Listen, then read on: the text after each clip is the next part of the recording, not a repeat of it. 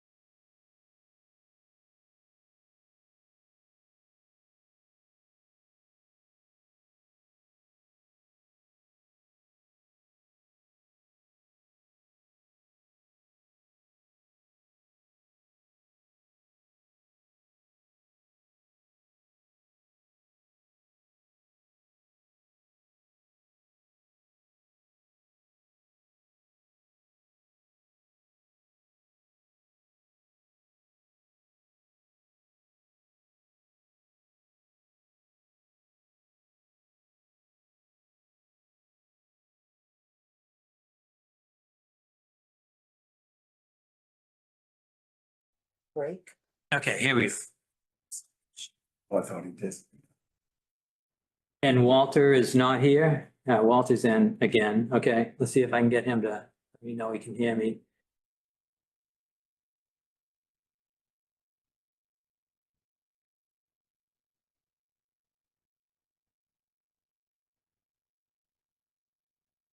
Hey, Walter, can you hear us? I can now, yes, Okay, great. Ready to start. sorry. All right, here we go. Hello, everyone. This is Chuck Teroni, Reading's Conservation Administrator. This meeting will be conducted in person and remote format consistent with Chapter 2 of the Acts of 2023, which are further extend certain COVID measures regarding remote participation in public meetings until March 31st, 2025. Please note that not all items listed may in fact be discussed, and other items not listed may be brought up for discussion to the extent permitted by law. This agenda includes those matters which can reasonably be anticipated to be discussed at tonight's meeting. Please note that this meeting will be recorded, and that recording is already on. All material for this meeting are available at the following link, which I'll provide at the end of this script. And Brian Bowe, the Conservation Chair, will facilitate this meeting. Please note that there will be a public comment period at the end of each hearing. Each vote taken during tonight's meeting will be conducted by roll call vote. We will begin with a roll call attendance, and Brian, can you review the agenda and take the roll call attendance? Sure. To the agenda first. First, we will continue the hearing on notice of intent for Zero Cedar Swamp, to be followed by continuation of a hearing for notice of intent for 555 West Street. That is it for our hearings, and then we'll move on to old new business violations, and then a few other discussion items, certificates of compliance, minor plan change, any conversation about upcoming conservation DPW monthly meeting. We think we do have an administrator's report, or at least some bills to approve, and then we have some minutes to approve. Having said that, we'll now do roll call to make sure everybody can hear us and we can hear them. So let's start with you, Walter. Walter Talbot, Commissioner, present.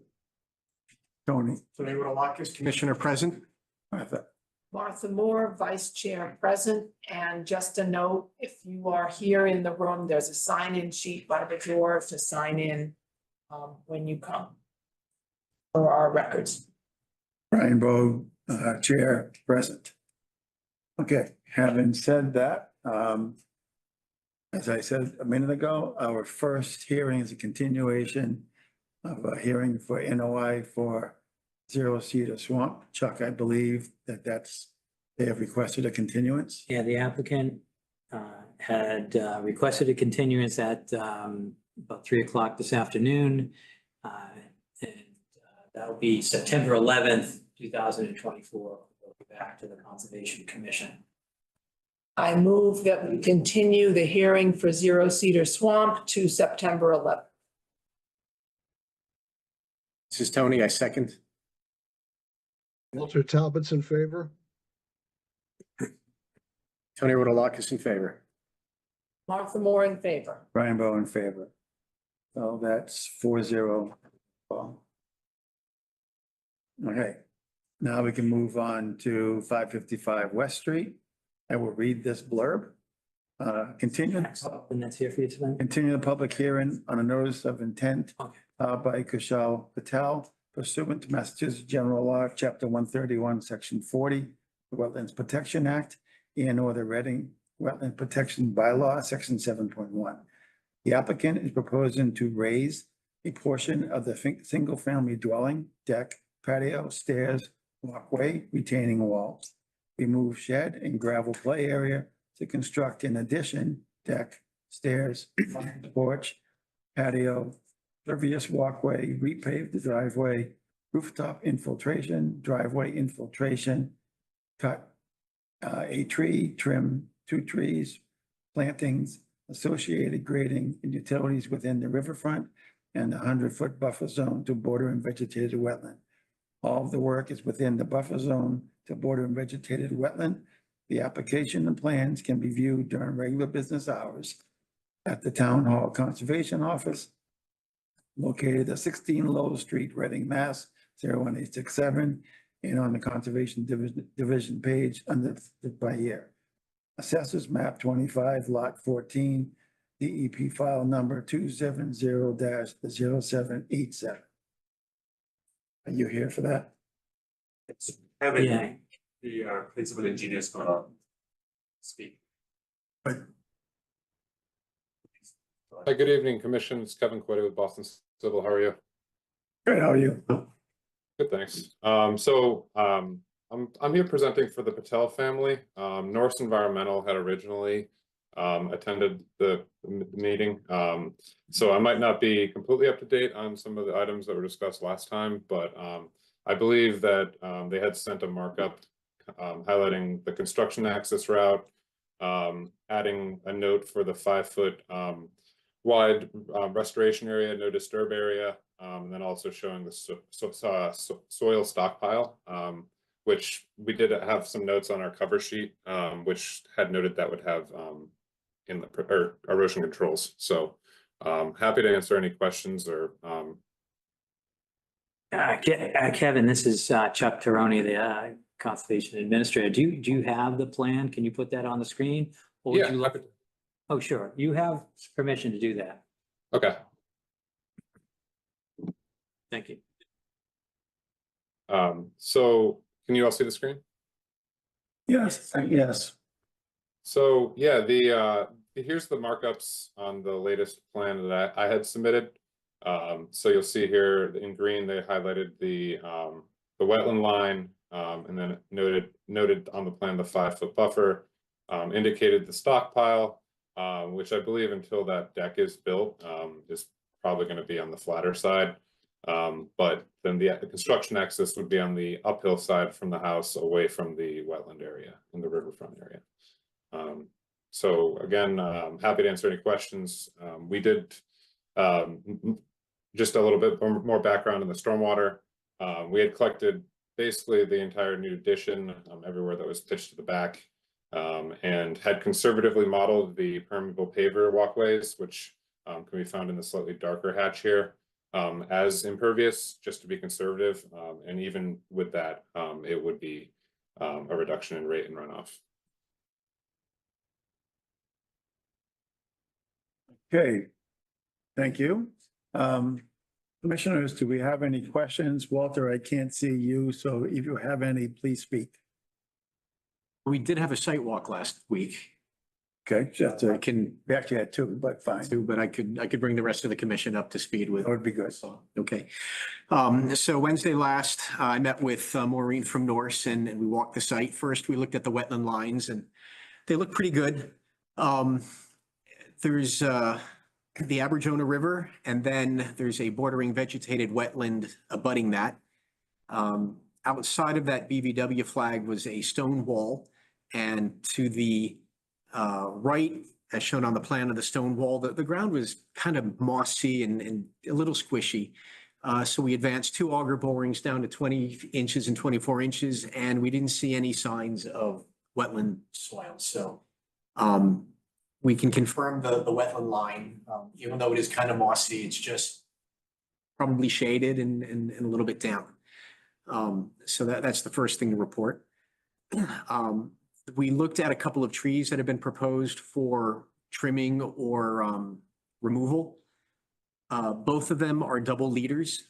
One of them is in the back left side. Yeah, right around there where the hand is. One of the leaders has already fallen and is rotting through, and you can see that there are other trees now that are rooted in the notch.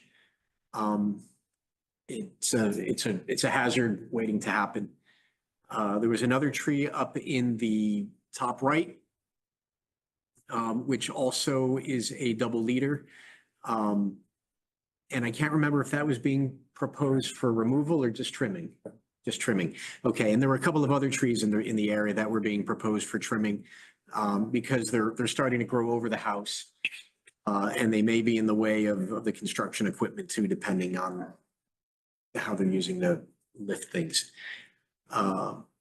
We looked at where the 25-foot no-mow zone would lie, should we choose to enforce that? And it looks like is that the dark dotted line, the heavyweight dotted line? I'm sorry, you just cut out for a minute, but are you talking about this one here? No, go to the left of the house. Left of the house? That there, that looks to be, I'll go to this plan, it might be a little clearer. This is the limit of work right here. okay, that's the limit of work. It also appears to coincide pretty closely with the 25-foot no-mow zone.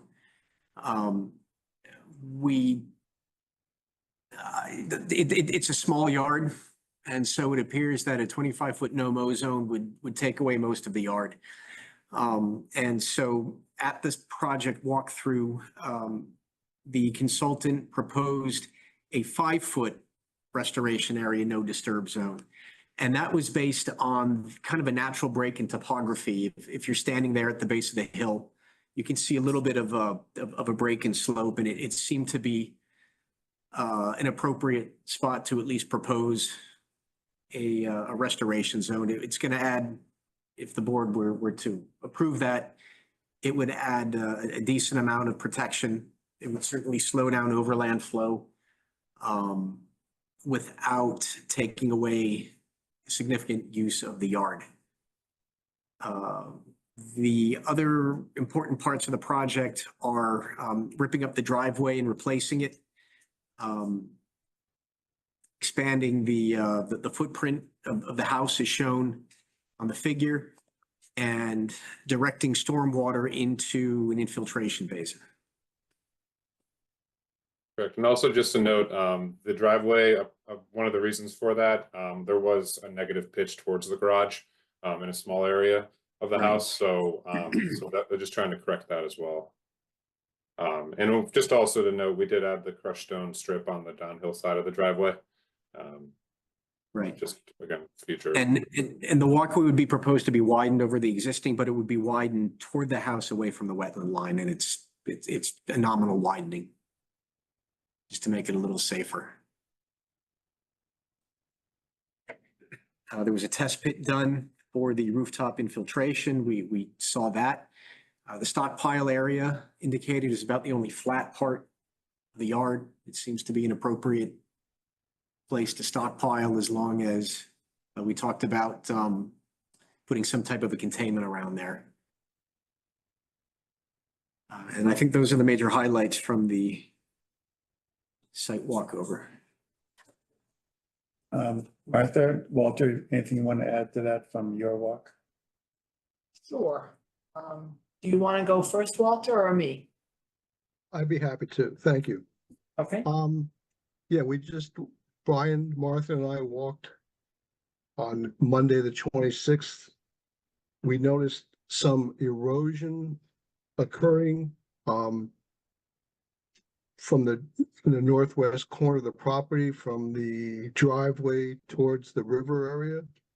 There was major erosion from the street. It looked like there was a break in the curbing that permitted that to happen. The drain system that was there, we couldn't really ascertain, but it looked like it might be plugged.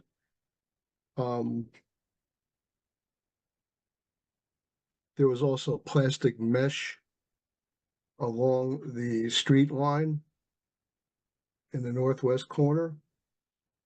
There were many leaves on the owner's side of the river area. Virtually none on the other side. They're all on the owner's side. Looks like they may have been dumped there. And then in the northeast corner, not only were there leaves, but there were grass clippings along the riverbank as well. Then there were some invasive observations. I'll let Martha handle that. And that's, oh, then there was a strange iron pump pipe on the north side towards the rear of the building. I don't know what that was. On the right side? It's On the left side. Yeah. So I believe that might be the on sewer. Sidewalk. Sorry, Kevin, I spoke over you. Based on a record plan, we believe that would be the sewer.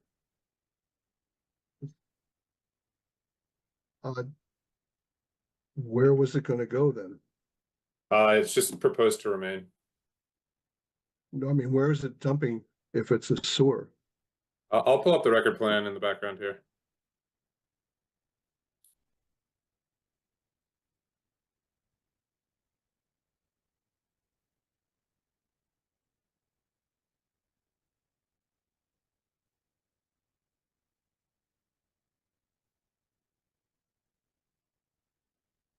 So that pretty much lines up with how I sketched it in.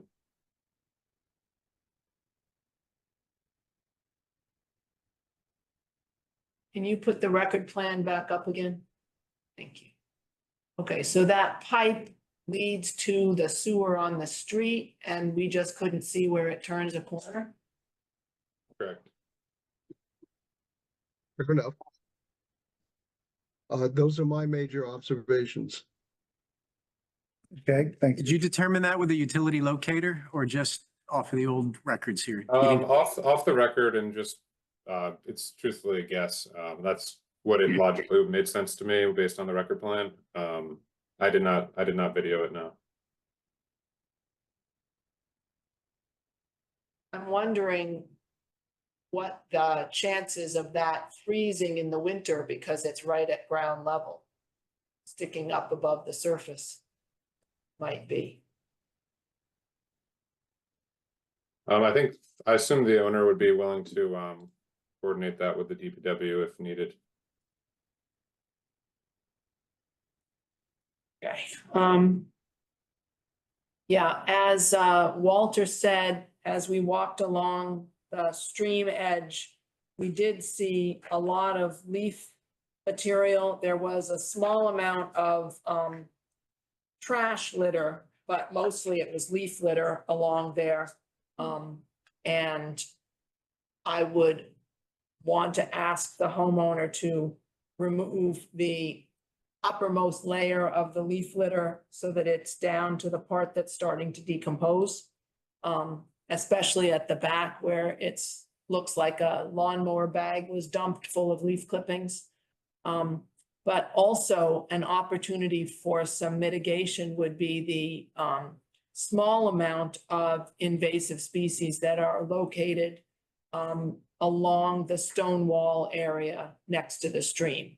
There are a few young buckthorns and one fairly large buckthorn in among the cherry, oak, and blueberry shrubs. So the homeowner would need a person who knows their trees and shrubs to identify which are the invasives and which are the natives that should be left. Also, I noticed near wetland flag 4, someone dumped 3 or 4 potted plants upside down and left their pots of dirt near the stone wall there. And when cleaning up the leaves, I'd like to see those cleaned up as well. Okay, and we were told that the shed is going to be removed. That's at the back property line. Correct, yeah, that's noted on sheet C2. Okay. And just beyond the shed, there's a tree that looks like it is in poor shape, but I assume that's not on this property, but the next property over. Yeah, the shed is actually crossing the property line, so. Right, um, okay.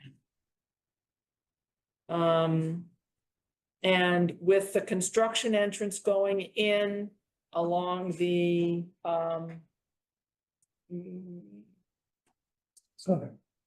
south. Yeah. South side of the house, there's a burning bush in between the bay window and the next piece of the house. Is that going to be removed during the construction process? Maureen indicated it likely would be. Okay. I would approve of that because burning bush is invasive. So I don't think you need to make great efforts to preserve that bush. But it might be nice to incorporate some replacement planting of native species that would be foundation plantings in that area. And that is still within the 100-foot buffer zone. When Tony was asking where the 25-foot line is, the 35-foot line is clearly marked on the map. Yeah, Can't read it from. there it is. It goes right through this E of stockpile. Okay.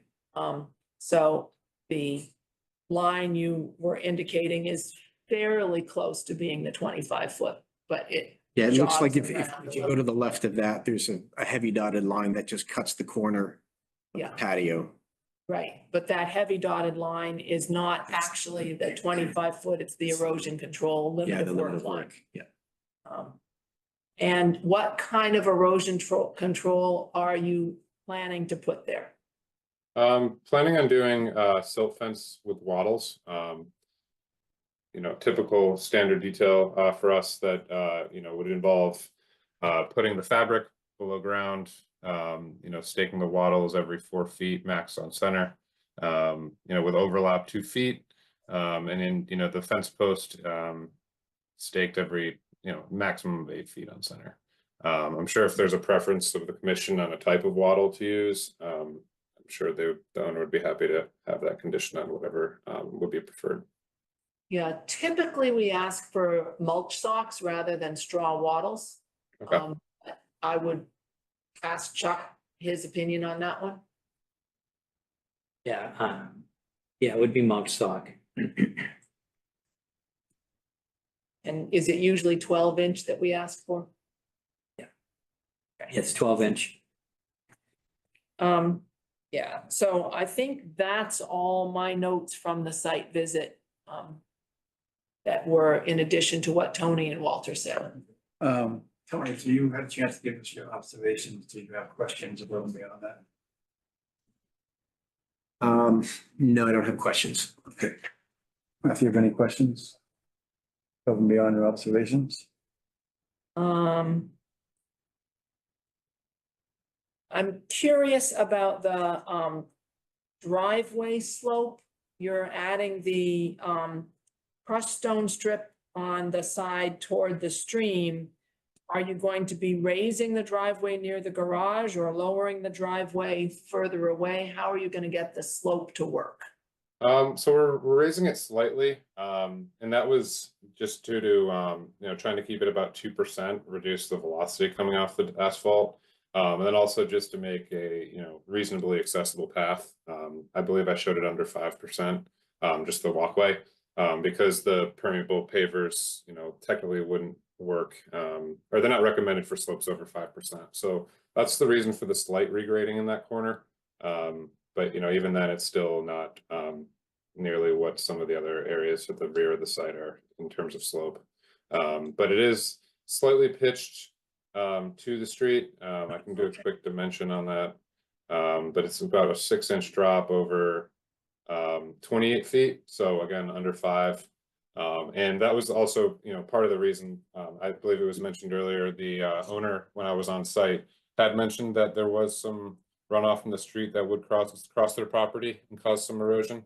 So, pitching it away from the house, and then adding that crushed stone strip was kind of a dual purpose from that standpoint.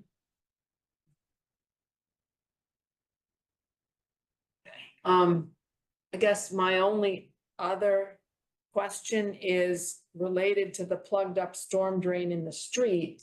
That doesn't seem to be connected with the project, but it seems like something that we might want to do a C-click fix or something like that. I did one today. Oh, you did one? Yes, it was my first one. We'll see if it actually works, but that's a utility. It's a tool that allows you to tell the town some issue. And so I wrote up the situation in front of your house. Hopefully that'll be sufficient. We'll have to watch it. Okay,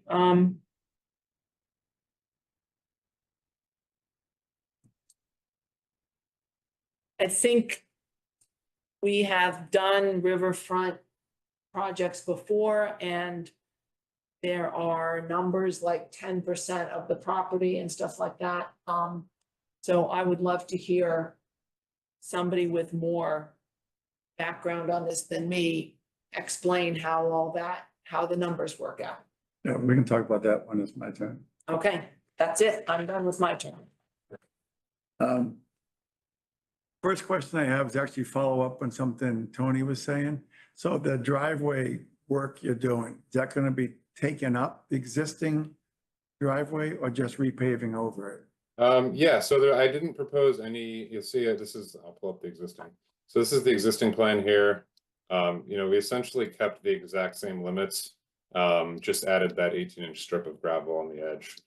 Right, I understand, but are you going to be chewing up what's there currently as a starting place? I'd have to look back on the condition. I haven't been there in a bit. So my question for you then to bear in mind is, if you are going to tear it up, can you tell us how you intend to handle the material you tear up before you take it off site? I believe if it would, I'm not really involved in that typically, but I assume the contractor would do it, whatever is legal, or whatever recommendation the commission would have. If that would be a potential condition, I'm sure they would be happy to meet that.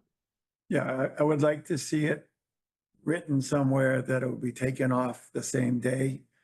That avoids chances of erosion, especially where the pitch towards the street and that already problematic storm drain. Okay, my next question has to do with the shed. If you look at your plan, the limit of work is very close to the left-hand side of the shed. And that's the side where there's lots of material underneath. There's cinder blocks. There's what used to be a sack of concrete. The paper has disintegrated and there's a pile of concrete left, or a form of concrete left. So I'm wondering how you plan on doing that and clearing out that area without going over the limit of work. I assumed they would have started from the high side after the erosion controls were installed. But if needed, I can adjust that, a couple more feet to give room to get the backside of the shed. Yeah, I think you have to pay attention to that area because, at least according to the line in the plan, it's very close. And if you look at it already, some of the material under the shed is kind of tumbling out. So I don't know how much room you have there. So it's an area for you to focus on. Let's see. we talked about the erosion around the storm drain. Hopefully the town does something about it. But minimum, I'd like to see you folks put a collar or something around the storm drain to capture anything that might come off the project, especially as you're doing the work on the driveway. To just keep it from making that situation worse. Likewise, for the same thinking, I'd like you to commit to sweeping each night, again, to prevent material from going to the storm drain. Yeah, the sweeping is, sorry to cut you off. The sweeping is one of our standard notes on the cover page. Right. And I would be happy to add a inlet protection detail. You're saying like the wattle style around, around the outside, not an actual sack. Actually, I'll defer to Chuck on that. I'm used to seeing like a little sandbag filled collar, but maybe Chuck has a better idea. What was the question? Are we using silt sacks or, A collar around the storm drain, some kind of a protection around the storm drain of sediment going in. yeah, so usually they drop in a silt sack in the storm drain, and if it needs a curb inlet protection, they'll do that also. Okay. Are you still there? Yep, I'm here. Okay, I wasn't sure if you I got was what, just, so I was writing notes. that's allowed. Okay, let's get to some numbers. So my first one is actually a question from Maureen's letter. In the last paragraph, she states, the proposed work within the riverfront area is 441 square feet. Can you tell me where that number comes from? Because essentially the whole property is within the riverfront area. I I'm don't know not, if I have that not letter. sure what point she was trying to make. The 441 square feet is within what setback Um, or buffer? the square footage of proposed work within the riverfront area is 441 square feet. She might be referring to the what's in with the 35 no structure buffer zone. I'm not sure. Yeah, and that would be different than the riverfront area. Either way, could you get together with her, clarify that, and let Chuck know what you find out? Okay. All right. Then if we can get to the numbers on your plan, can you go to the your plan and go to the drainage area breakdown table? Yep. Oh, you're on it, good. All right. So can you say again what you said about the deck when you were doing your narrative? Yeah, so the deck, essentially I model it as pervious, but what we do is use a lower curve number to assume it's not, like a fully grassed area, because it would have water to be able to penetrate through. So that's how we model the decks, and then the permeable pavers just from the HydroCAD model were shown to be impervious, just because, they essentially it just kind of accounted for other conditions, if they were frozen or, frozen on the surface. And essentially, I just for the purposes of demonstrating that the system is sized to still work, assuming that were to fail, that's how we had modeled that. And I understand that you might be wanting to call the permeable pavers as impervious, but that's just the reason I had, modeled it in the HydroCAD separately. No, not the pervious pavers, but we do consider a deck to be impervious. Okay. All right, so that means that your total impervious, the new impervious of 2502 plus the 483 of the deck actually makes it so you're increasing the impervious area by some square footage. Okay. Okay, so if you could change the numbers on this table to show that, that would be good. Decks are impervious in red. So the next issue has to do with the 10% that Martha brought up a little while ago. So as we learned on other projects, you're allowed to degrade 10% So in this case, where the property is 15,470, you can degrade 1,547. You're already over that. So what it doesn't mean you can't do it. It just means by definition, you have to look at the F and G clause. One being restoration and one being mitigation. So because you're over the allowable 10%, regardless of whether you're adding more or not, you have to have mitigation that is acceptable to the commission. So can you talk again about whatever mitigation is being done on this project? The Patel family has had more conversations with Maureen at Norris about that. I am not really well versed in that, what the plan is. But I'm sure they definitely will be in touch with you about how they want to approach that. Okay.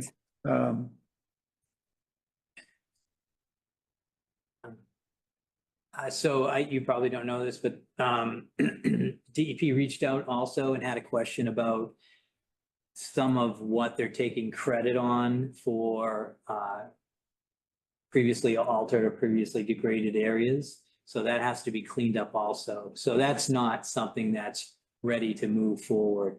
So we'll have to do this calculation with the adjustment that DEP is asking for at the next meeting. As well as Yeah. this adjustment. And I suggest that a new table is, would be put together. That's a fine suggestion. Yeah.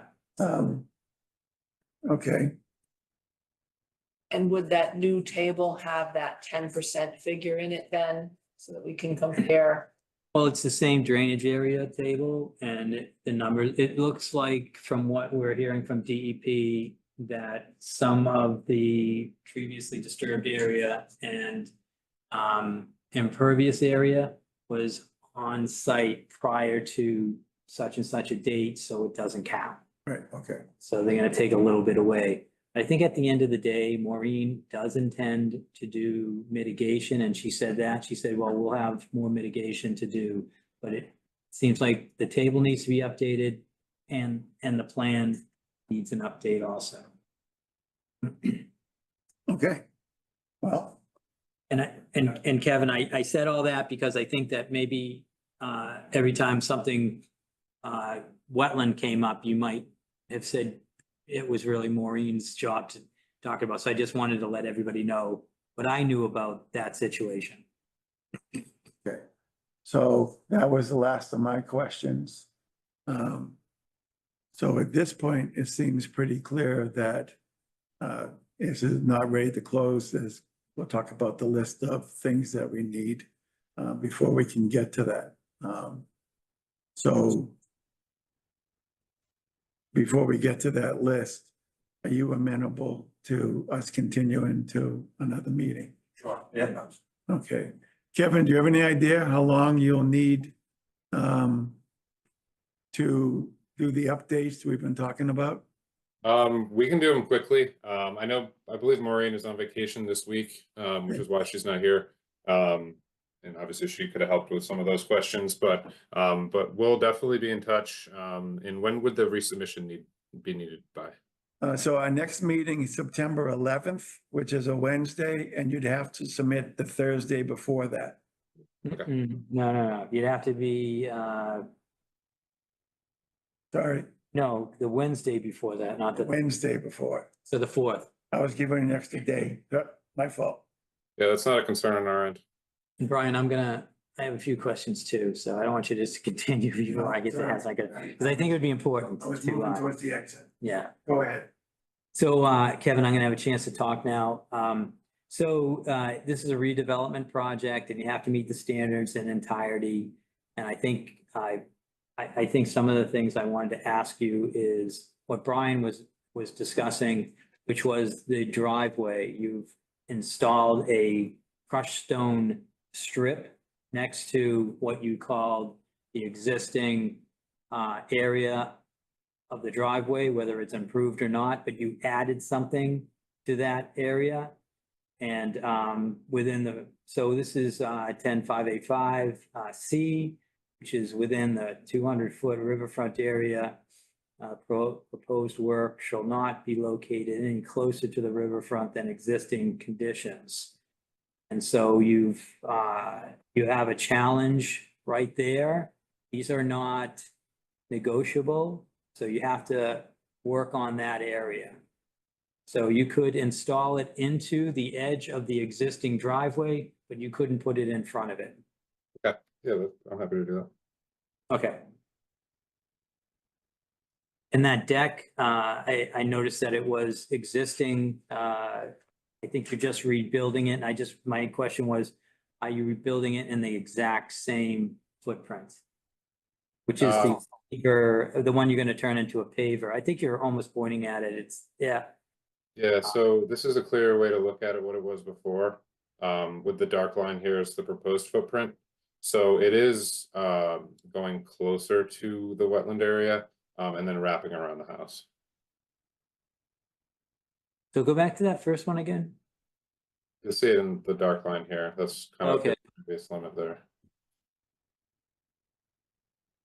Well, I guess I'm less concerned about that because right in front of it, that gray block that says where the drainage pipe is underneath it, that's an existing patio, right? Yes, this is all concrete patio here. In the Yeah, existing- And I thought the note said that you're redoing that patio. And so as I read these regulations, you can't be any closer than existing structures. So I think the leading structure is that one. So you don't have to mess around with this part of the improvements. Yeah, that patio is shown in the existing limits, Yeah. just changed from concrete to permeable. Yeah, and it just can't expand, and I think the proposed deck in back of it is fine because the existing patio is closer already. I know that the river turns at the far end, but I don't think anyone would call you out on that because it's possible that that building to the back of this house actually puts you closer to the riverfront than existing conditions, but I don't think anyone's gonna call you out on that. So it was only the buffer strip or the drainage strip that I wanted to call you out on. And then for this mitigation, it's recommended in the regulations that it's put as close as possible to the riverfront as you can get it. And I would also like that also. Yeah, Yeah. happy to show that after coordinating with Maureen. Yeah, and then my only other comment is the construction entrance. Do you know if you run over the infiltration area, if that's going to have to be amended somehow or with digging it up, you're gonna dig below what would be the compacted soil from, I guess, driving over that area? Yeah, I'm happy to add a note or expand that slightly on the east side and call it for it to be flagged and protected after it's installed. But I imagine that the deck or the shed removal would probably be first, just so they can, clear up that area there. Yeah, okay, and I'm looking, the only other question that I would have is, again, 10.585, at a minimum, all the proposed work must be, there must be some improvement over the existing conditions. And of course, they're not talking about the addition, talking about, they're talking about the capacity of the riverfront to protect the interest of the act. So again, we're probably talking about mitigation there and what that is, but it could be something else also. So I'd like to see that highlighted in the plan. And those are my questions. Sorry. Okay. I have a question for Brian. Sure. You mentioned or maybe it was Martha, you mentioned that the 10% of the lot area. Do you know where in the regulations that comes from? Yeah, it comes from 10.585. It's actually 10.585. 5? It is 10.855. Okay. So it's under redefinition. It's 10585E.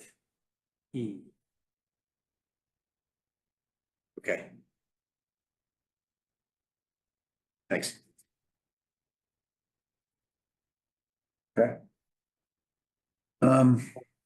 So I think we're back to looking for a continuance. Or do we want to talk about items we need first? Or any, Well, I wrote down a few things, but they're mostly conditions. I didn't understand the pipe comment. I mean, what's up with that? You said the pipe and then someone said maybe mention it to DEP. Is that a, Or DPW, sorry. it's DPW.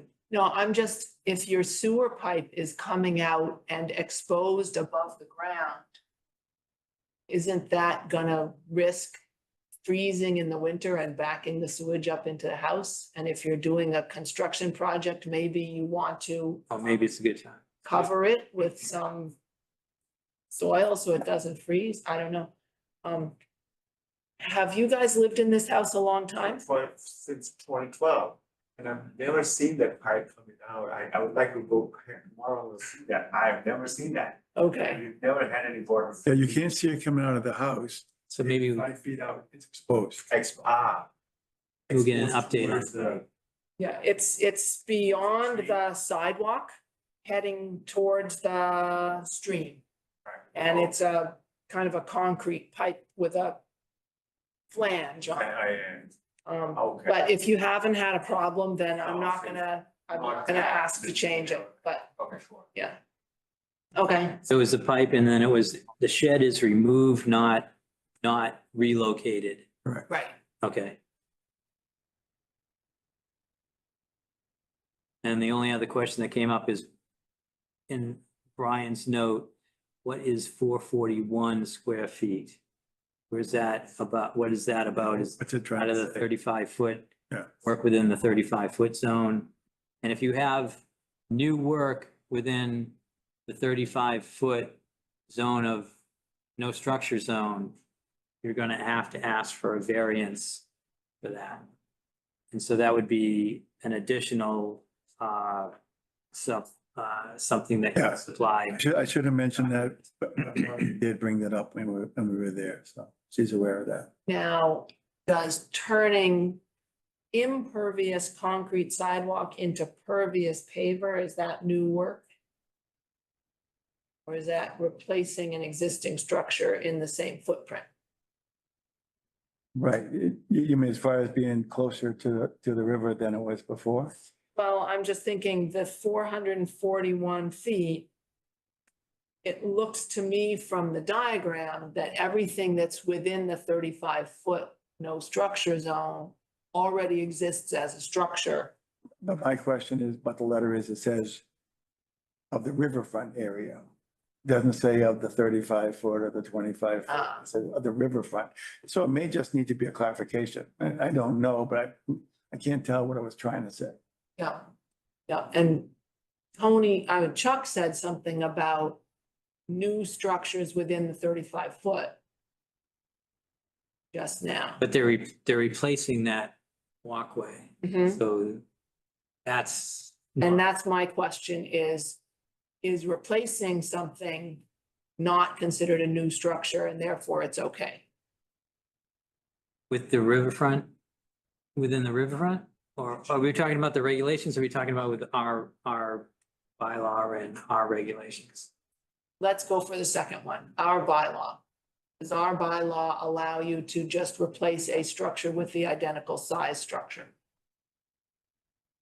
I I'm mean- thinking yes. Yeah, it's working. I think so. And you would have to, so I don't think it qualifies as, I think it's degraded. It's a degraded area and it's previously disturbed, so they're taking credit. I think it says they're taking credit for it. I'm not sure. I can't, the plan's so small, I can't read it.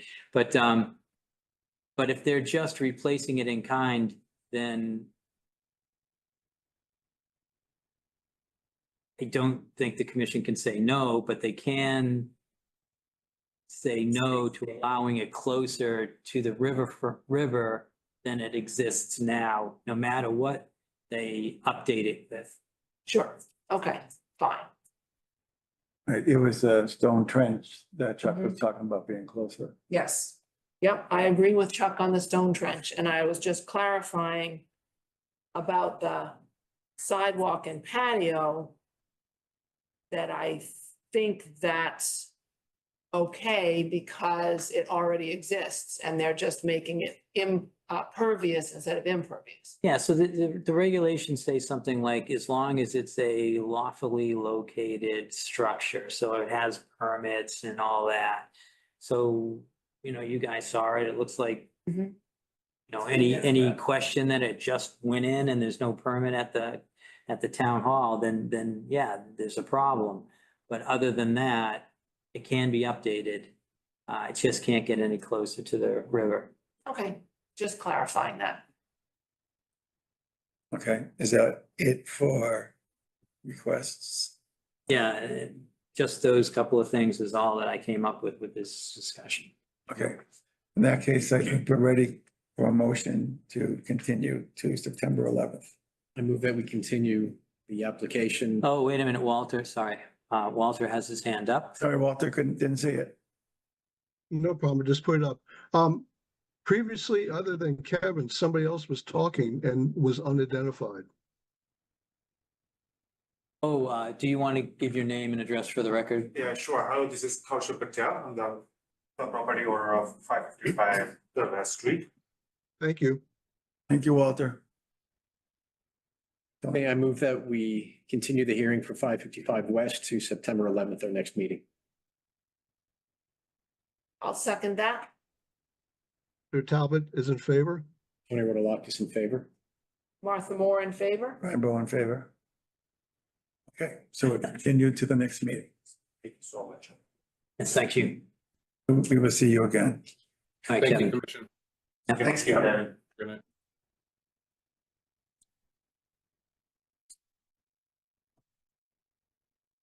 All right. So that is it for hearings tonight. So now we get to old new business violations. You here for 444? No. What are you here for? I'm here to talk about 114 Forest Street. Oh, gotcha. Fourth Street. So we I can, knew you looked familiar. I just couldn't place which house it was. All right, so why don't we deal with that one then? So Chuck, do you want to go over the situation first? sure, give me, talking and I'll pull this up in, Wait, when you get 1 second, yeah. your turn to talk, please come to the podium and tell us who you are. And So this will make it easy if you want. I did not.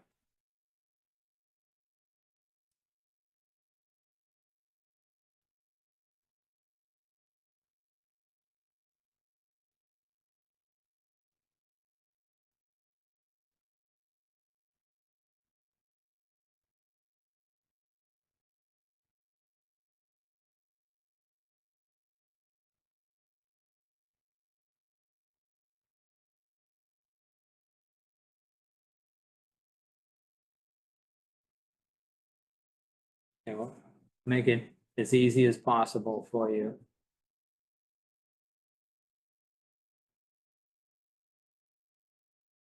There you go. So, So we're here. yeah, we're here. Do you wanna give the presentation? You want me to just, read this for? You can read it, that's fine, either way. Yeah, sure. So, start right up here. So, it looks like, after clearing the lot, Jack Sullivan was asked to stake out the location, the approved foundation for the excavation. The applicant, upon seeing, the physical stakes, the foundation in the rear yard of the property, was concerned about how small the rear yard was. Decision was reached that the house should be moved 10 feet forward towards Forest Street.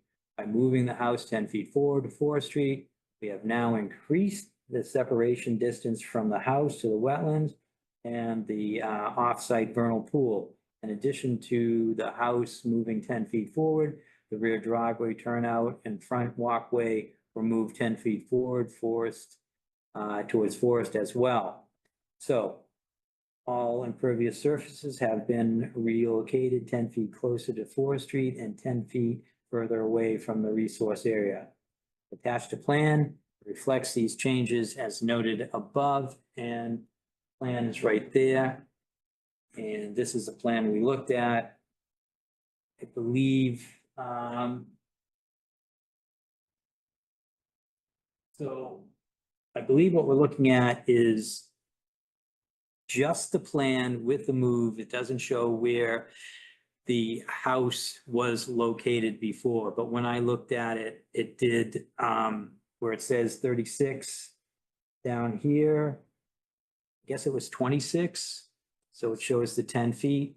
And then up here in the front, it said 37, and that was 47. So I did verify that on the two plans. Okay, so that's what we're looking at. There are no other changes to the plan. I think it reduces the impervious surface. I think it, like Jack said, it pulls it away from what we're concerned about, gives a little more yard for the people that are going to be living there. And again, you know, when you go out there, you can tell that just beyond the limit of work are those two conservation restriction placards. And so we don't really want people back there anyways, because the wetland's so close, and then there's a vernal pool. So this seems to be a good improvement. So I do have some questions. And Tom will introduce himself for the record. My name is Tom Walsh, and I'm the owner of Trinity Home Builders. Okay. So, so I went by there and I saw that the foundation has actually been built. Yes. Can you tell me when that was built? Let's see, today's Wednesday. I think that was completed last Friday, and on Monday it was inspected. Okay.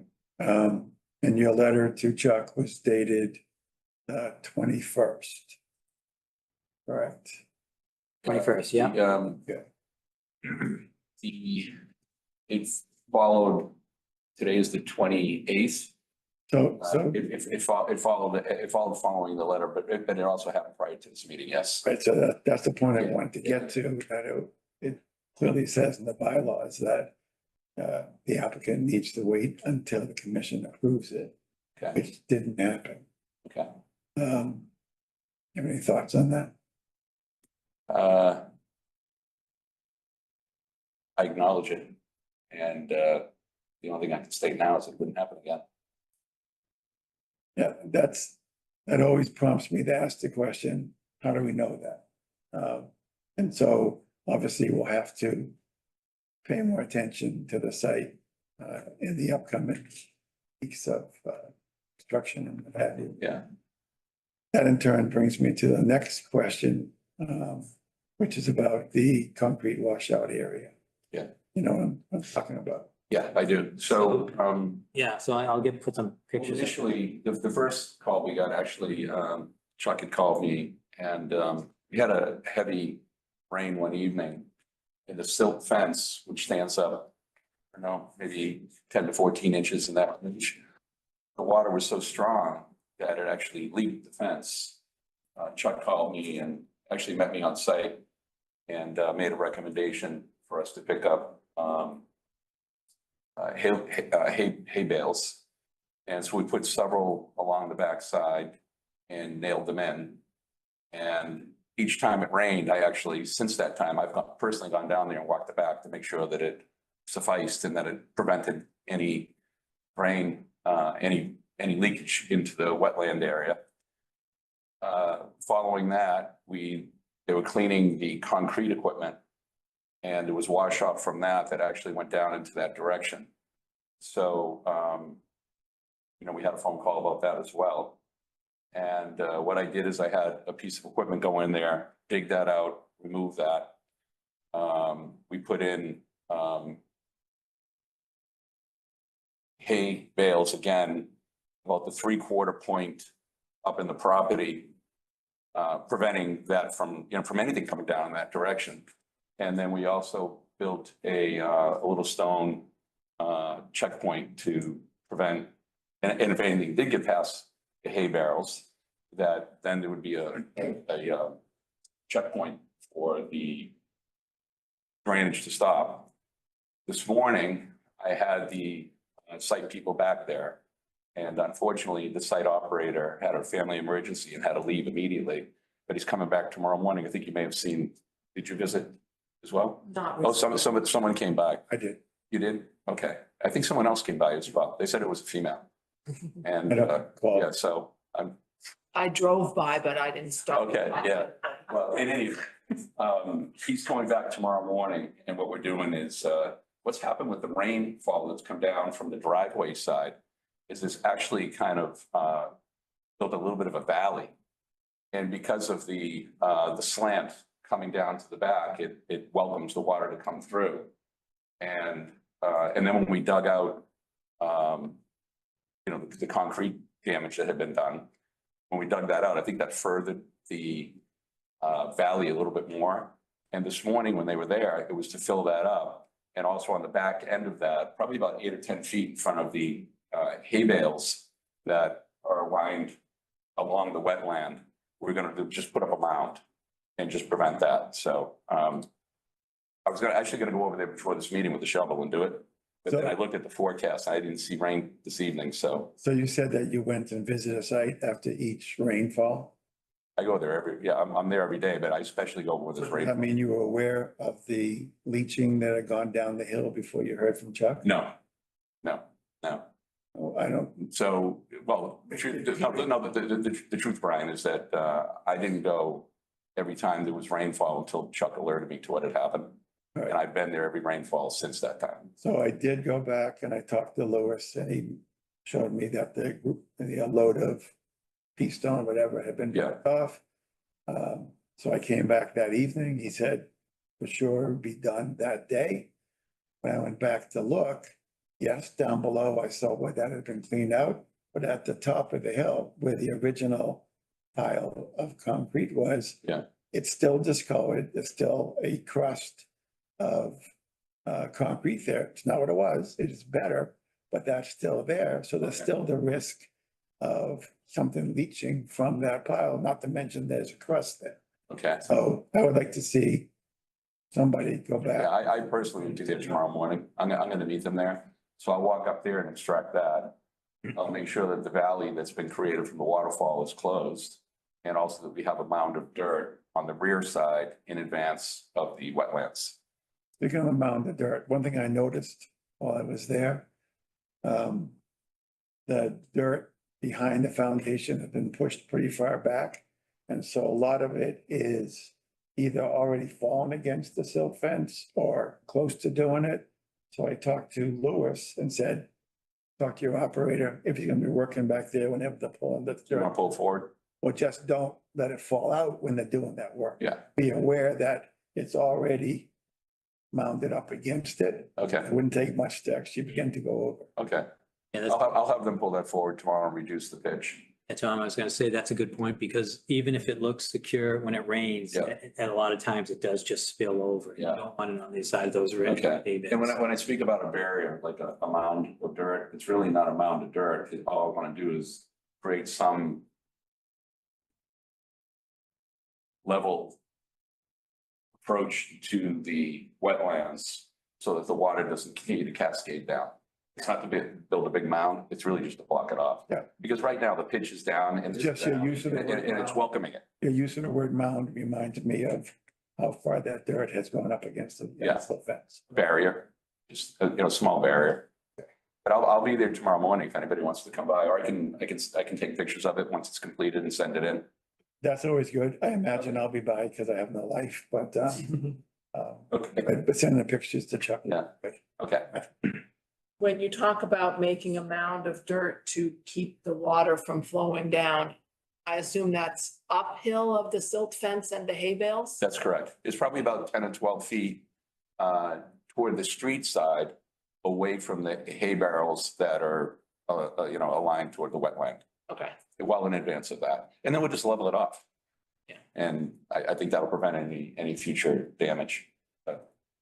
would it be helpful to have some sort of silt fence or mulch sock or something at the back end of that mound so that it doesn't wash down to the hay bales? Sure. It does get water at it? Yeah, and there currently is. Okay, So the silt fence wraps around almost in a U shape, not the entire perimeter, but certainly well on both sides beyond where the wetland is. yeah, And the hay barrels probably go out, I don't know, maybe 10 to 12 feet on either side. Mhm. So the area that I'm talking about is about the midpoint. Yeah. Oh, maybe slightly left, but it's kind of the midpoint is where I see a valley. Mhm. And I know how it was created. It was created with cleaning out that area. It was first created by just the water flow right, from heavy rain. And then when they dug out the concrete, which they apparently didn't finish the top, and I'll make sure that happens. It furthered a valley. Yeah. It just welcomes the water to come through. right, Now, the hay barrels, Chuck did, when he came over and advised us to, we dug a little area, we got them seeded. We hammered them in. You called me and told me I had to hammer them better, right? I went back that day, did that, sent pictures to Chuck. And I want to do everything right. And so wherever I get counsel, I can show you that it's going to take place I there. just want to remember that ravine Yeah. shape was a concern to us even in the approval process. Sure, Because you knew the water was going to be going down there. And Yeah. these days with a lot of rain, it's coming down there with velocity. sure. And so Yeah, we've definitely had some heavy rain and one of the advantages as well, the pulling the house forward, certainly it gives a little bit of a larger backyard, which I think will prevent anybody from getting into the wetlands, hopefully. But working that additional 10 feet away from it assists with honoring what we need to do to protect the wetlands. But in addition to that, it takes away the pitch of the driveway, of which, of course, we have a drain on the backside of the driveway. But because we moved it up 10 feet, it reduces that whole flow coming from the street, just simply because it's at a higher grade. okay, And so it actually, Jack put that together. I think it's a pretty good idea. yeah. So just to go back to my question, you said you've got hay bales and silt fence back here, and then 10 feet closer to the road from there is where you're gonna make that level soil. Yes, But is there anything behind that level soil to prevent it from washing down the other way? there can be because, so I put some hay bales up closer to the street and I can remove those and put them on the other side of that. I don't want to call it a mound, but Barrier. The yeah, level- a barrier, thank you. I can put that there and then 10 feet in back of that is an additional row of hay bales and also with silt fence Yeah. exists. Okay. And are there going to be any more concrete pours? And if so, can we have a better concrete washout station which will not cause another situation down the road? Yeah, I talked about that with Chuck and Chuck actually came up with an idea of digging out a hole, lining it with plastic and being able to capture any additional concrete, which will be very minimal because the foundation is in. Mhm. And if there is any, we will absolutely designate a spot on the front of the lot. We'll dig that hole, put the plastic in, and anytime we, cleaning materials or whatever, would cause that, we're gonna capture it, we're gonna remove it. I just want to remember, I'll you remove it, not just cover it up, Right, wash out area. yeah, Chuck, send you a detail of a concrete washout area. thank you. Yeah. Yeah, I remember talking about it with you. Yeah. do you have any other comments, questions, Chuck? No, I just think Tom's been pretty responsive. I mean, things have happened. Yeah. Which we would like you to catch before they happen. Yeah. But you have been going back. I do have a concern also about what Martha was talking about, because in the plans, it shows that your see if I'm right on it. Yeah, this fieldstone retaining wall, 4 feet high, meets grade on one side and then has that drop off. So right where it says existing grade, you're gonna have a little bit of problems there. So I would anticipate not the hay bale, but maybe you're gonna get some straw wattle for that area Okay, and just have something in front of it. Now, this is in front of where you're not supposed to go. But I think since you're building right on that line, we would want something just right on the other side staked in. And straw wattle, they have that at Home Depot. Sure. It's just a sock filled with straw. And you could put that in. And then once this stone wall is established, it should be okay. But until the grass goes in, we need some erosion control at the top. I don't know if you can stake it into the stone, but just in front of the stone is probably where it goes. okay, That's my only comment. okay, sure. Walter, before I don't want to leave you out. Is your hand up? You all set? I'm good to go. Thank you. All right, I think we're set. Thank you. Thank you very much. You want to take a vote on the minor plan change? Yeah, that would be a good, I'm sorry. I move to approve the minor plan change as discussed. This is Tony. I second that. Walter Talbot's in favor. Tony Rodalakis in favor. Martha Moore in favor. Brian Bowe in favor. Okay, you're all set. Thanks, everybody. Good evening. All right. Anybody online that we should address? Yeah, he said he'd be around 8:30, so we're a little early. So we can stretch this for 15 more minutes. So I don't know if everyone knows this, that we're waiting for 445 Pearl Street, who did reach out to me yesterday afternoon. He said he has work, but could call in around 8:30, 9 o'clock, but we are well ahead of our typical schedule here. So maybe we can cover some other topics.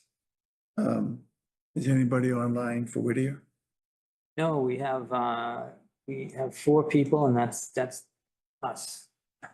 Okay, That's so then, only the commission, but we do have some business. do you want to do that? You want to just cover Whittier? Yeah, just Okay. keep going and wherever you want to go. Right, so went out to 18 Whittier, Shog was with me. And we met the contractor there. We looked over the various things that he had completed previously. And then we talked to him about the 2 other items that we would like to see addressed still, which he agreed to do. One was adding some ground cover in the back right of the property inside the garden line, if you will. The other one was pulling the wood chips over back from, some of them had gone out under the fence. And so pull them back in. And those were the 2 topics. So we had a good conversation with him about those. He said that he would update him and let Chuck know. Yeah. And I can just fill you in and say that they reached out to me almost immediately after the site visit and asked for any information I had on ground cover, so I sent them what I had. And so I think that they're eager to get that going. He wants to be done. Yeah. Okay, so that's Whittier. Want to cover your business there, Chuck? Sure. So we finalized the draft of the no dogs allowed at Bear Meadow sign. And I have a quote here from Fast Signs for $425 even. And I need a vote from the Conservation Commission. That'll buy us 5 signs. Just looking for the 24 by 18. So they're pretty big signs. That's a big sign. I thought they were going on relatively small posts. Yeah, I just noticed that for the first time. You said they're $425 for the 5 signs? Yeah, Although it may be less if the size Maybe smaller changes. signs. let me check on that. It's we have bought these signs before and they should be the same thing. But I would suggest you just vote that I could spend up to $425 on these. There's not gonna be- There's some reduction, I can still send them the money. Okay. Are there any questions before we get a motion? No, okay, can I have a motion to authorize Chuck to pay, well, to place that order? I move that we authorize Chuck to place the order within the amounts discussed. Not to exceed the Exceed to 25. 425. Anybody want a second? I'll second that. Walter Talbot's in favor. Tony Rodalakis in favor. Martha Moore in favor. Brian Bowe in favor, Okay, right? Worth taking some time to mention that the next conservation DPW monthly meeting is September 3rd. I should be able to be there, but I might need to leave at like 1:45. Tony. And I'm not being there as well. Okay. Can we cover some of the minutes to approve while we're waiting? sure. So do we have the 6/16 to approve? Sorry, 6/26. Where are my I have glasses? not seen that and read it. So I can't vote on Nope. that one tonight. What about the 7/10? Has everybody read the 7/10? I wrote them, so I'm good. Wow, that's funny how that works. I read them. I had no comment. Okay, Walter had his thumb up. Okay, Yeah, I've read, no comment. so it sounds like we can have a motion to approve the minutes for July 10th, 2024. Can I? Second. Who made the motion? Yeah, all right. I was asking for a motion. I can't make the motion. I wrote the minutes. Walt, do you want to make the motion? You move, we approve the minutes for July 10th. I second. Walter Talbot's in favor. Tony Rodalakis in favor. Martha Moore in favor. Brian Bowe in favor. Okay, the minutes for 7/24. Has everybody read them and or submitted comments? I did not read them. Walter, you read those, right? Good. Yeah, but if Tony didn't read them and there's only 4 of us, we really can't vote on them because we need 4 votes in favor. So we'll pass 7/24, which brings us to 8/14. I haven't seen 8:14. And Walter said he hasn't either, so. Okay, So we still need to see 8/14. And we need more people to have reviewed 7/24. okay. They're piling up. Exactly. But we got one. I mean, that's Got one why, voted that's on. why I sent the email today, although I realized it was later than it should be to give people a chance to review it, but I will do that earlier next time. Okay, And I'm just gonna request, Chuck, if you can include in your agenda email the next time Yeah, a copy of the July 24, so that people don't have to go dig back a month earlier to find it. I just include all the minutes. So So the ones you need to include are 6/26, 7/24, and 8/14. easy. Thanks. who's doing the 8/14? Shirag. That's right, good point. Probably why he's not here tonight. Right. Okay, Oh, and you might need to include 8/28. if I am diligent, yes. Yes, as I say, might, Yes, but we'll have plenty of others to vote on. okay. Just to loop back briefly, no update on 52 Loannis, not expecting one, just wanted to mention it. And I believe that is everything that we have before Mr. Rivers joins us. Just a little late to bring it up now, but other years we have done a booth at like the street Street fair. fair, and I think we didn't make any efforts to do that this year. No, and that, in the past, I've been the one of saying, oh, let's go, I'll be there. I did not have that sensation this year, so Right. Yeah, and I have other plans that day, so I can't volunteer. I think it's fine. Okay, we'll skip the street fair this year. Besides, I've now volunteered for a different booth, so. Okay, and thinking about the no dog sign, are we making any more plans other than just to post the signs at this point? I'm not sure what you're getting at. There were discussion of, how we would enforce the no dogs rule once we have the signs in place. And I think maybe that's not on today's agenda, so we can't discuss it, but something maybe we can put on a future agenda. Yeah, it's worth putting something on there to talk about how we would enforce it. Would we need to have tickets? Would there be a warning before All that all that? future agenda discussion. Yes, correct. So, have you, so I've been down there a few times, I haven't, I haven't seen anyone with a dog.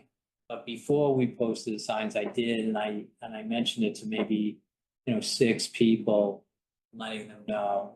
So, I think for right now, the policy would be to have the tickets.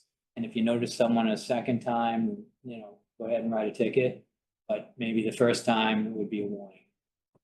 I will say that since August 1st, I have seen 2 people. And I fully believe that they're not frequent visitors, so I just told them of the change. Yeah, I think education is our first plan, but yeah. And Chuck, have the temporary signs continued to be vandalized, or are they? Yeah. Would we expect that to continue with the permanent signs? That behavior? I don't know, they're gonna be, they're aluminum, they're gonna be bolted, the ones that they're taking down are just, It's paper on the kiosk. yes, it's just a piece of paper, but they're laminated. Just Thumbtack. back. It is possible somebody could Yeah. remove them, it would take more effort.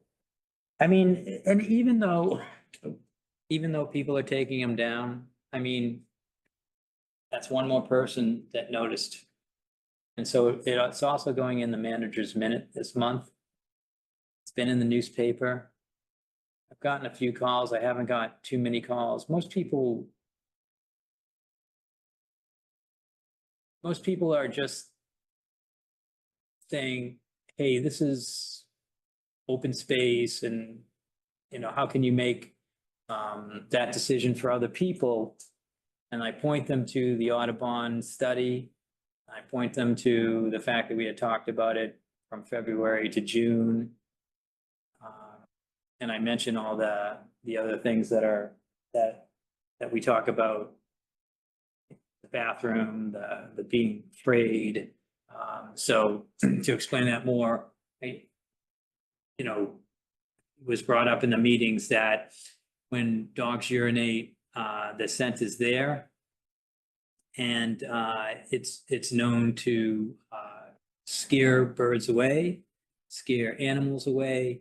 They feel like they're being hunted or being stalked, even when the dog is not around. So even when people are there and that urine is still there, it has the same feeling, it has the same effect.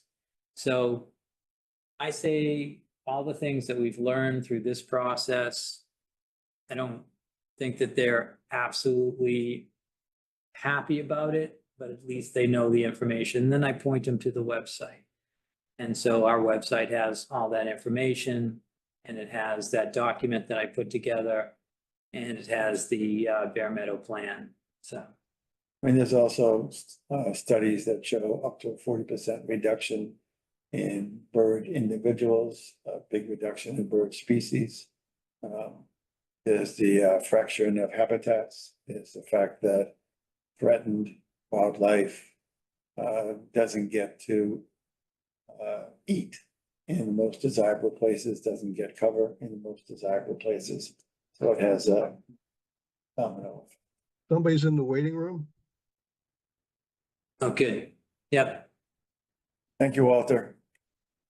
And I also was thinking about that. This is only one way in which we're trying to improve our management of the Bear Meadow property. Yeah. We've already put the trail around the outside edge. We're planning to trim back trees that are encroaching.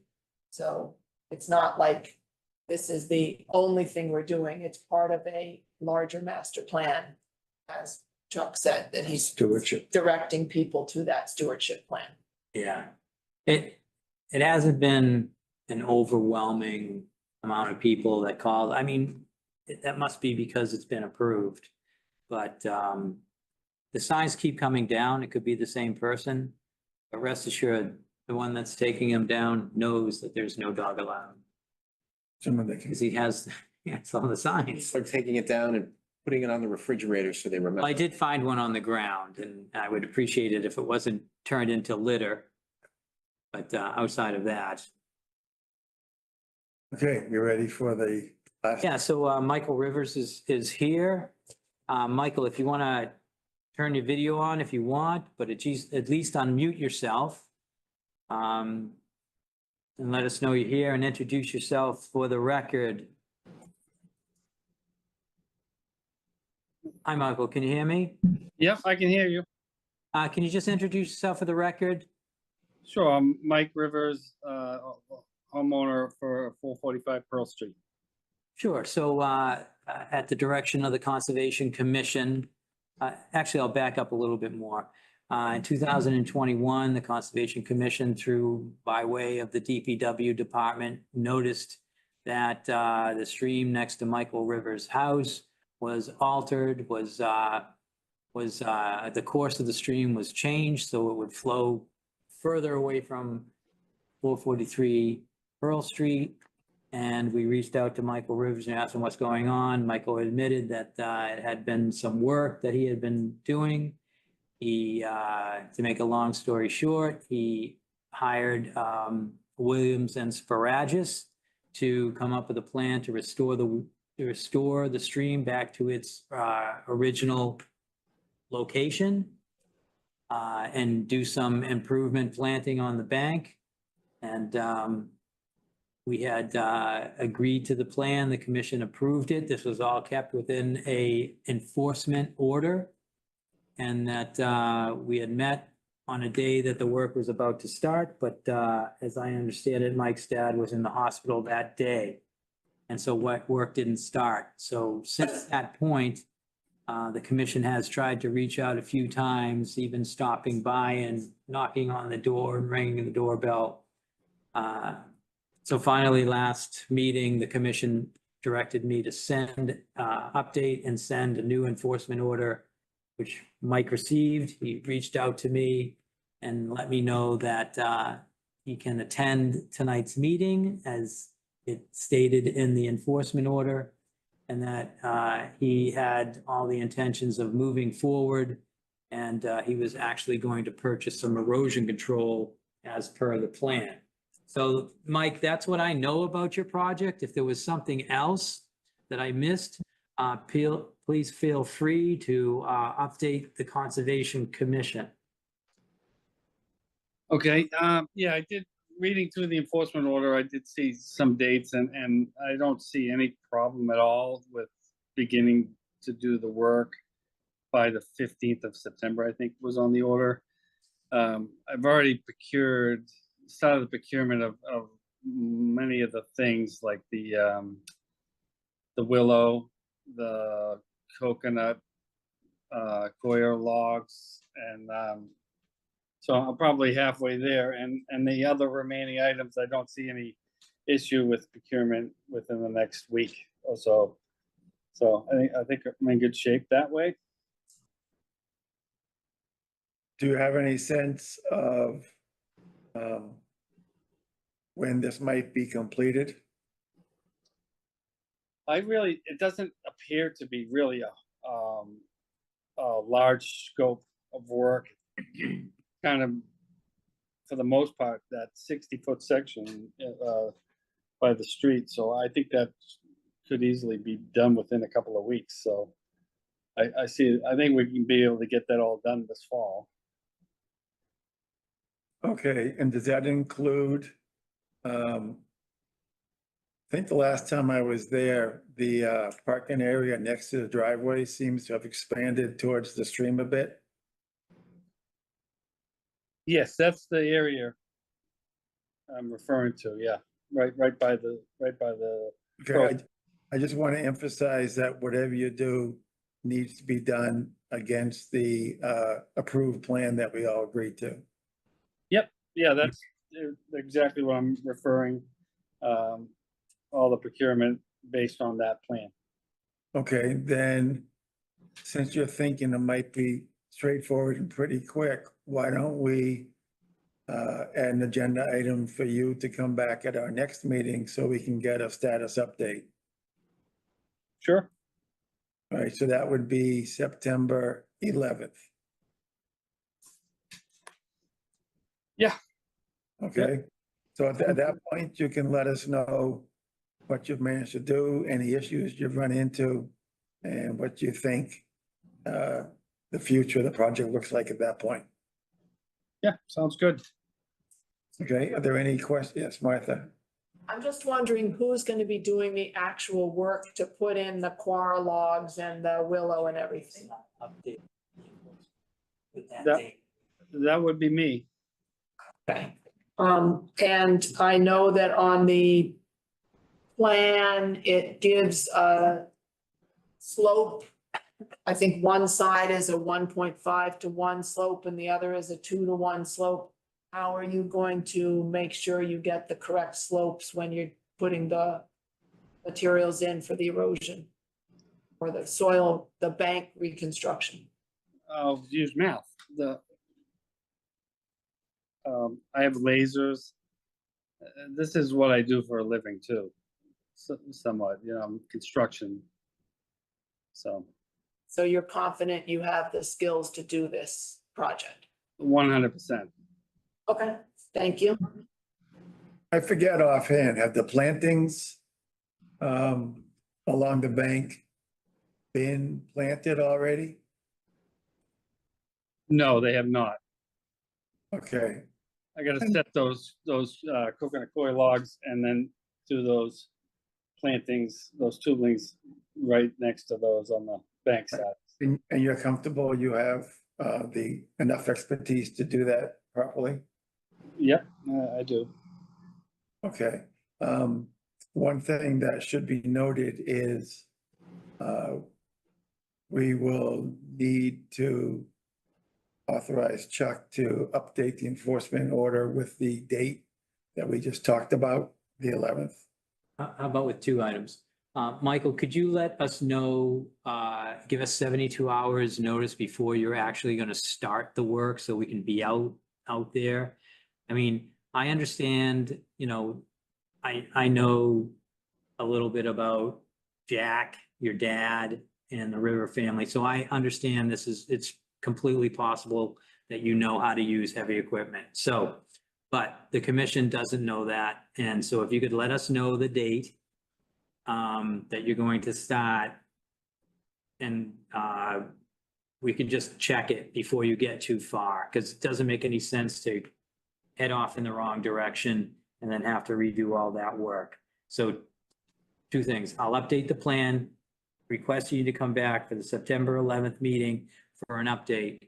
And I don't know if the work will start before then, but whenever the work starts, we want 72 hours notice, and that can be an email, or a phone call where you leave a message at the conservation office. Sure. Yeah, Okay. I was anticipating, not proceeding at all until I place the, irrigation stock and get your approval on site, the placement of it. Okay, good. And Chuck, when you say 72 hours, that's during your work week, Monday through Thursday, right? Yeah, so if you called on, yeah, if, we don't want you to call on Wednesday and tell us you're gonna start on Friday, but if you can give us those 3 days, it would be great. Absolutely. Yeah.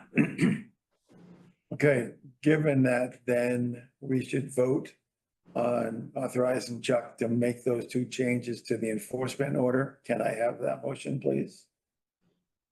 Move that Chuck made changes to the enforcement order. I'll second that. Sure, and the Talbot's changes in are favor? the date and 72 hours notice. Yes.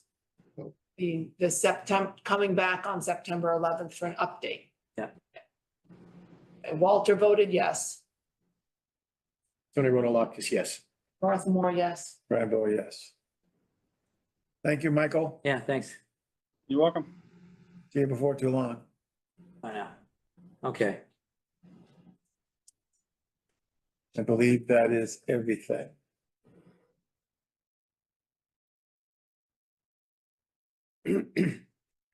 Anything else before we? I have the updated enforcement order. Everyone signed it here. So Walter, I'll have to track you down. Is there possibly you can come to the town hall tomorrow to sign the enforcement order, which was, you gotta vote to ratify that, actually. But I don't have a car until Friday. you don't have a car? Do you want me to come to you? If you can just, yeah, I'll if be you want. here all day. I'll be at my house all day tomorrow. Yeah, so I'll I can bring it to you. Okay, You have to promise to answer the door. yeah. He has to promise to knock on it. So before we're done, Chuck, stupid question. You know where I live. yeah, I didn't want you to say it online. No, I don't want to say Reach out. online either. I'm just asking you Yeah. the question. so let's wrap up by voting to ratify the enforcement order. I need a motion. Didn't we just do that? No, We we, moved to modify it. Two different questions. So Walter, one already went out and I already sent it to, DEP. So they're gonna want that enforcement order that I sent signed by the commission. so that's the one we're ratifying. Yeah, The one that that's also right. went out. But now you've asked me to update it again, so we'll be doing this at the next meeting also. That's Okay. my fault. I did not make that clear. Okay, I move that we ratify the enforcement order that Chuck sent out for 445 Pearl Street. Walter, you want to second that? Sure. Walter Talbot seconds that motion. Walter Talbot approves that motion. Tony Ronaldo is in favor. Martha Moore in favor. Rambo in favor. Okay. Any other thoughts? I don't, I think this is usually what I forget about, so yeah, great. Okay, can I have a motion to adjourn the meeting at 8:39, 8:40. 40? Okay, I move to adjourn at 8:40. Who's gonna second us adjourning? This is Tony. I will second. Everybody in favor? And I will use the new gavel, All right, thanks, everyone. two gavels. See you later. I'll see you tomorrow, Walter. I'll send you an email. Okay. Question. Thanks. Bye now. Good night. All right, let's end the meeting and